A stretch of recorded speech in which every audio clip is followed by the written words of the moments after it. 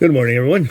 Okay, finally getting to this video of the last video on this knife right here. Yeah. Whew.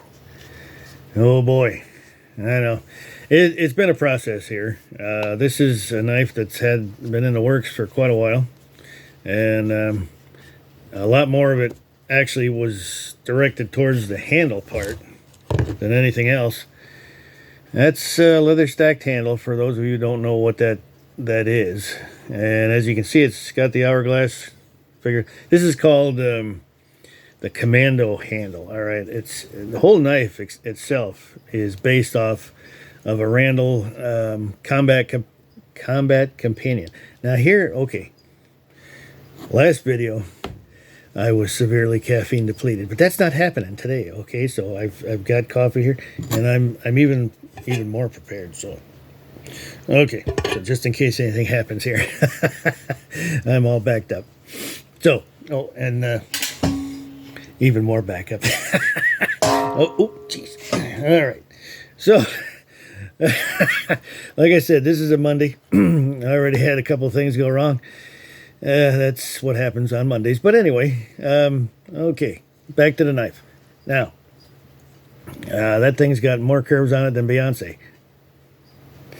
Anyway, as you can see, it's got dips right here on both sides. Palm swell is what it's called, okay? And of course, the hourglass figure. And this is an aluminum butt cap is what it's called, end cap. And this is, again, similar to a Randall Combat Companion. Okay, that was what I based this on. I changed things a little bit, of course. I don't like copying anybody, right off there. That's just not right. So what I did, I put the lanyard hole in, as you can see it. Now, typically these have a through tang. Randalls and some other ones do that. It's called a rat tail tang. I don't like that. It's obviously adequate. Apparently, it holds up.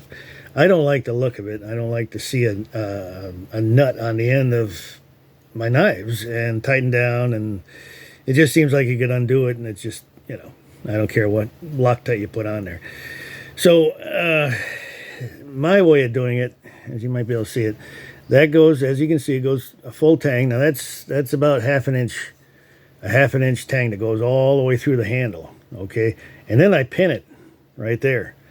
Now, that's not my favorite end thing either, but that's what that is a peened over end, all right? So what happens there is the actual slot is a little bit bigger than the tang.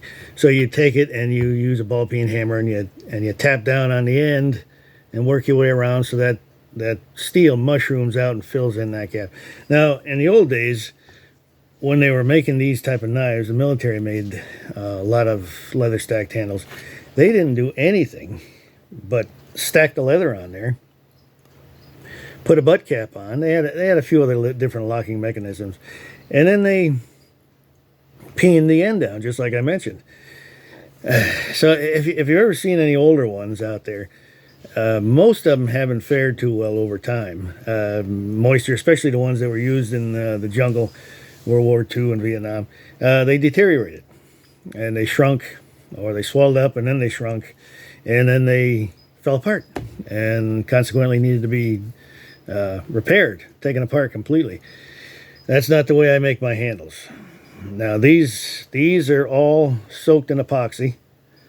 And as you can see, there's some spacers on both ends. Those are just decorative. They don't serve any purpose, just to look nice. And then they're stacked on top of one another. The butt cap's put on. There's another piece here that holds it all down. And everything is clamped down. And it's left to dry for a very long time. And that sucker's not coming apart. Now, on top of that, I finished the leather like I do my sheaths after that. So there's epoxy, there's waterproofing, there's all kinds of things. So this is not going to fall apart. I mean, obviously anything, if it's abused, is going to take a beating, but not my handles on these knives. I don't do anything half-assed, and that's the way it came out. Now, as you can see, there's there's that blade guard. Okay, that's a little bit more thicker, I think, than the original one. And there is curves on both sides. All right, and I've talked about this in my last Dagger one. These can be a pain. You know, by the time you get done milling out this blade guard in the milling machine, and then of course you can't do it exactly, so you have to finish it off by filing, hand files. It takes quite a bit of time, and you have to do the same thing on that butt cap too. So labor-intensive knife, but worth it. Now this is made from an old horseshoe rasp. Now that's not exactly a traditional steel for this type of a knife, but I don't know. It looked good when I was putting it together. I figured, well, what the hell, I'll keep on doing it. Now it's got a different kind of a dagger profile. As you can see, it's double bladed, okay, but right here there isn't any, you know, it's shorter than the bottom one, okay, and that's for purchasing, you know, your thumb pushing down.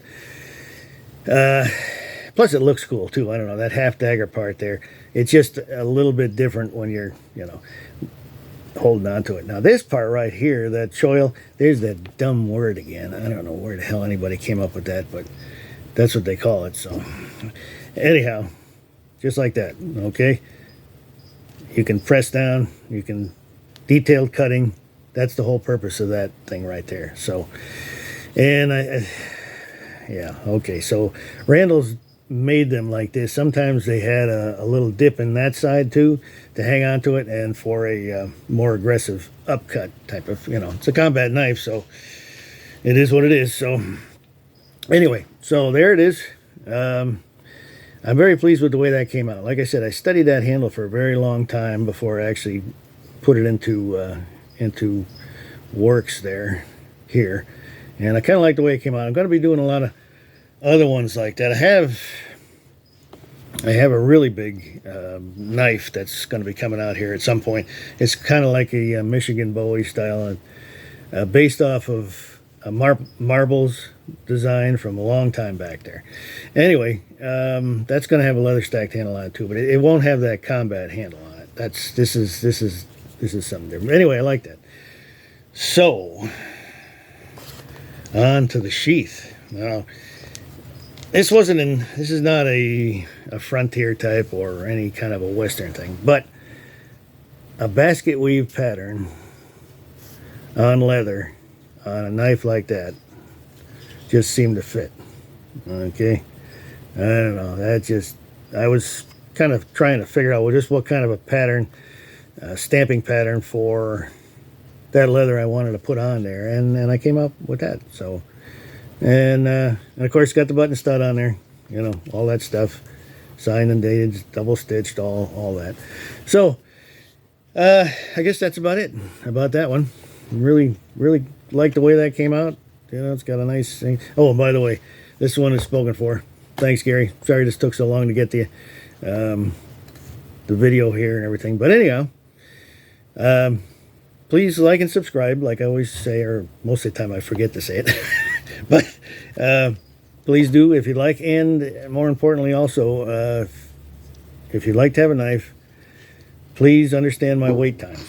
All right, I am at a 2-year point right now, just like I've been for quite a while.